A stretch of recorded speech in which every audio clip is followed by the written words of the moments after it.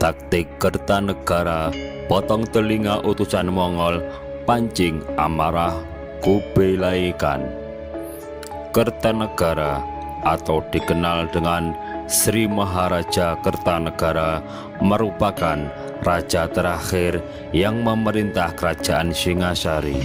Ia dipandang sebagai penguasa Jawa pertama yang punya keinginan besar untuk menyatukan Nusantara. Kertanegara adalah putra Wisnuwardana, Raja Singasari tahun 1248 sampai 1268. Ibunya yakni Waningyun yang bergelar Jayawardani. Warnihyung adalah putri dari Mahisawunga Teleng atau putra sulung Ken Arok, pendiri Singasari dari Ken Dedes. Kepemimpinannya diakui sampai Mongol.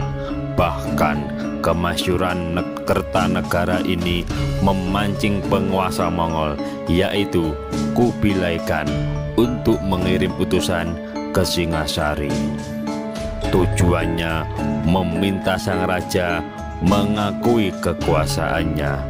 Namun keinginan Kubilai Khan tak begitu saja dikabulkan. Raja Kertanegara yang sadar akan keagungannya dan kekuasaannya tidak sudi menyerah. Kitab Negara Kertagama menuliskan, Kertanegara disebutkan telah menguasai seluruh Jawa, Sunda, dan Madura. Ia mengirim ekspedisi militer ke Malayu, menguasai Pahang di semenanjung Malayu, juga menaklukkan Bali dan memboyong rajanya sebagai tawanan pada tahun 1284. Dia juga menguasai Gurun, pulau di wilayah timur Nusantara, dan Bakulapura atau Tanjung Pura di barat daya Kalimantan. Utusan Mongol terakhir datang pada tahun 1289. Namun mukanya dirusak dan telinganya dipotong oleh Kertanegara. Akibatnya Kubilai Khan murka. Ia mengirim angkatan perang Mongol berlayar menuju Jawa pada tahun 1292. Mereka dipimpin oleh Sibi, Ikimese, dan Gauking. Dua nama pertama orang Mongol, yang ketiga Tionghoa. Dalam catatan dinasti Yuan dituliskan, ketika Kaisar Zhou atau Kubilai menaklukkan orang-orang barbar di keempat penjuru dunia dan mengirimkan para perwira ke berbagai negara di seberang lautan, Jawa adalah satu-satunya negara yang harus diserang dengan sebuah angkatan perang. Dari berita Cina, tentara Mongol sampai ke Majapahit pada 1 Maret 1293. Sebelumnya mereka mendarat di Tuban, mendirikan perkemahan di tepi Sungai Brantas. Namun peta perpolitikan di tanah Jawa telah berubah. Raja Kertanegara telah tewas dibunuh oleh Raja Jayakatwang dari Kediri. Hal tersebut tidak diketahui oleh Jenderal Ikemese. Kedatangan pasukan Mongol diketahui oleh Raden Wijaya yang telah bermukim di kawasan hutan tarik dekat muara Kali Brantas. Raden Wijaya adalah menantu Kertanegara. Ia menikah dengan 4 orang putri Kertanegara, yaitu Tribhuwaneswari, Narendra, Duhita, Jayendra Dewi, dan Gayatri. istri Buawes Wari dipilih sebagai permaisuri, sedangkan yang lainnya sebagai istri selir. Sedangkan dalam Pararaton disebutkan bahwa Raden Wijaya hanya menikahi 2 putri Kertanegara saja, yaitu Raden Wijaya juga memperistri seorang putri kerajaan Dharmasraya dari Sumatera bernama Darapeta. Putri ini dibawa dari ekspedisi Pamalayu oleh kerajaan Singasari di tanah Melayu pada tahun 1275 hingga 1286 Masehi. Kedatangan pasukan Mongol disambut oleh Raden Wijaya dengan sukacita. Akan dimanfaatkan untuk membalas dendam kepada Raja Jayakatwang yang telah menghancurkan kerajaan Singasari dan membunuh Raja Kertanegara. Raden Wijaya dengan didampingi oleh Arya Wiraraja, penguasa Sumenep, menemui Jenderal Ike Mese. Mereka meyakinkan Jenderal Ike Mese akan ikut berperang.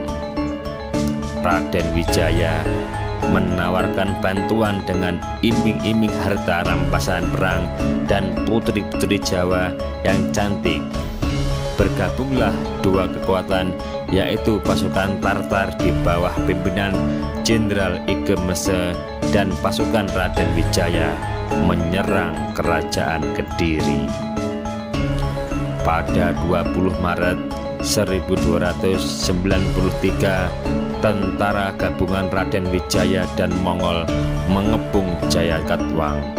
Mereka kocar-kacir dan terjun ke Sungai Brantas. Lebih dari 5.000 pasukan mati terbunuh. Jayakatwang mundur ke istana bersama pengikutnya. Namun dia berhasil dikepung. Sorenya Jayakatwang menyerah. Setelah kekalahan Kediri, Jenderal Sipi meminta janji putri-putri Jawa tersebut. Namun dengan kecerdikan Adipati Arya Wiraraja, utusan Mongol di bawah pimpinan Jenderal Kausing diminta menjemput para putri tersebut di desa Majapahit tanpa membawa senjata. Hal karena di permohonan para putri yang dijanjikan yang masih trauma dengan senjata dan peperangan yang sering kali terjadi. Raden Wijaya minta izin pulang ke Majapahit. Dia beralasan ingin menyiapkan upeti bagi kaisar. Dia pulang dengan dikawal 2 perwira dan 200 prajurit. Kemudian diadakan pesta besar-besaran untuk merayakan kemenangan mereka yang disambut dengan antusias oleh seluruh bala tentara Mongol. Arak disajikan dalam jumlah besar. Seluruh pasukan Mongol berpesta pora. Setelah seluruh pasukan Mongol larut dalam suasana kemenangan, tiba-tiba pasukan Raden Wijaya menyerang prajurit Mongol yang berkemah di Daha dan Canggu. Serangan pasukan Raden Wijaya yang mendadak tidak diperhitungkan oleh tentara Mongol. Tentara Mongol kalang kabut dihantam oleh pasukan Raden Wijaya. Mereka yang selamat berlari menuju ke kapal mereka di muara Kali Brantas.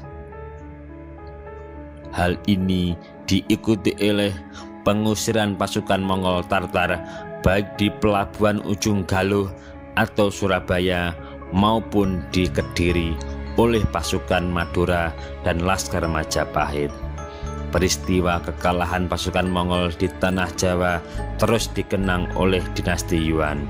Tercatat dalam arsip dinasti Yuan, termasuk dalam catatan Marco Polo. Mongol kehilangan 3.000 prajurit. Panglimanya Sibi dan Ikimese dihukum. Mereka gagal menunaikan tugas. Sisanya kembali ke Tiongkok pada 24 April 1293. 2 tahun setelah Kertanegara dihabisi Jayagatwang, Kubilai Khan wafat pada 8 Februari 1294. Pasukan Mongol pulang dengan membawa lebih dari 1.000 tawanan, peta, daftar penduduk, surat tertulis dari Bali, dan barang lainnya yang bernilai sekitar 5.000 tali perak.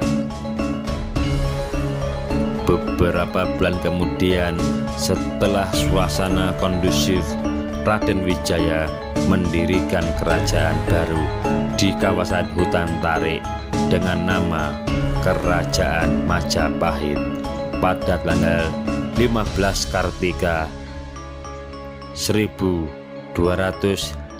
Saka atau 10 November 1293 bergelar Prabu Rajasa Jayawardhana. Diolah dari berbagai sumber, Wikipedia, oke.com.